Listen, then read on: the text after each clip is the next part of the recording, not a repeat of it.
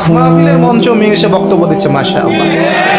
পাশে আবার হুজুর বসে চা না কফি আল্লাহ ভালো জানে, সুবহানাল্লাহ। দুইটা হাদিস বলবো মেয়েদের জন্য, এখানে মা বোনরা আছে। নবী সাল্লাল্লাহু আলাইহি ওয়াসাল্লাম বলেছেন শেষ জামানার সবচেয়ে বড় ফিতনার নাম কি বলেন? না, মাসিহুদ দাজ্জাল। কি নাম? মাসিহুদ দাজ্জাল। এই পৃথিবীর সমস্ত ফিতনা একত্রিত করলেও দাজ্জালের মতো কিন্তু হবে না। এই দাজ্জালের অনুসারী হবে এক শ্রেণীর নারী। মাসিহুদ দাজ্জালের অনুসারী হবে এমন এক শ্রেণীর নারী যাদেরকে মুমিন পিতা, ভাই বা স্বামী ঘরে রাখতে পারবে না, তারা বাঁধন ছিঁড়ে বেরিয়ে যাবে। এখন কোন কারণে আপনি তাদেরকে বাসায় রাখতে পারছেন না আপনি চিন্তা করেন, আর দাজ্জাল আসতে কতটুকু বাকি আছে আপনি ভাবেন, ভাবতে বলছেন। আরেকটা হাদিস নবীজি বলেছেন, আমি এক শ্রেণীর নারীর কথা বলছি যাদেরকে আমি এখনো দেখি নাই, মানে 1400 বছর আগে তারা ছিল না পৃথিবীতে, তারা আসবে এক সময়, যারা জান্নাতে যাবেও না, জান্নাতের গন্ধ পাবে না, যদিও জান্নাতের গন্ধ 70 বছরের পর থেকে পাওয়া যায়। কারা তারা?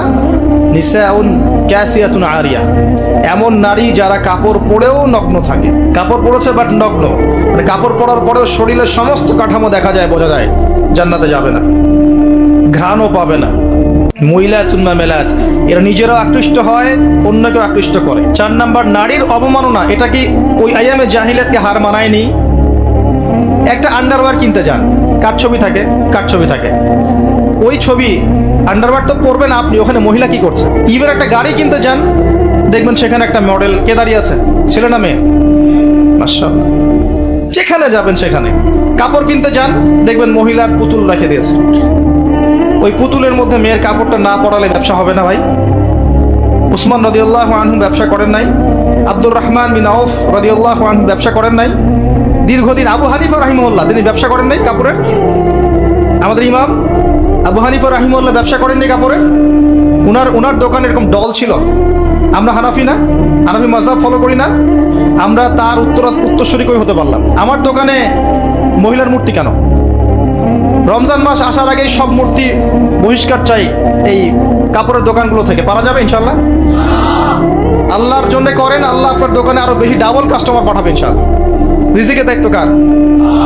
সুবহানাল্লাহ। কি একটা ট্রেডিশন চলছে, ঢুকবেন শোরুমে দেখবেন মেয়ের মূর্তি দাঁড়িয়ে আছে, আর গায়ে কিন্তু কাপড় চোপড় খুব একটা থাকে না। এতে কি মেয়ের ডিগনিটি, সম্মান বাড়ছে? যেখানে যাবেন সেখানে। নারীর অবমাননা শুরু হয়েছে ফ্যামিলিস্ট রেভলিউশনের মধ্য দিয়ে, যখন ফ্রি মিক্সিং আমরা অ্যালাউ করে দিয়েছি এবং এটাকে আমরা পাপ মনে করছি না, পর্দার বিধানটাকে আমরা ফরজ মনে করছি না। যখন পর্দার কথা বলা হচ্ছে, উল্টা বলছে পর্দা করলে এই যুগে কেমন করে আমি এখানে জব করব। জব করতে কে বলেছে আপনাকে? এখানে আপনি পর্দা করবেন, পর্দা করলে আমি কিভাবে ছেলেদের মধ্যে জব করবো এই প্রশ্ন করছেন কেন আপনি? আল্লাহ বলেছেন পর্দা করতে, সে উত্তর দিচ্ছে যে হ্যাঁ পর্দা আল্লাহ করতে বলেছেন, কিন্তু পর্দা করলে পরে আমি কিভাবে ছেলেদের মধ্যে কাজ করব? তাহলে কাজ করতে কে বলেছে আপনাকে ছেলেদের মধ্যে? আল্লাহ বলছে আপনাকে পর্দা করতে, পর্দা করেন। সিম্পল। হ্যাঁ, যদি আপনি মেয়েদের ক্ষেত্রে কাজ করতে পারেন, এখানে সব মেয়েরাই, এখানে ছেলেদের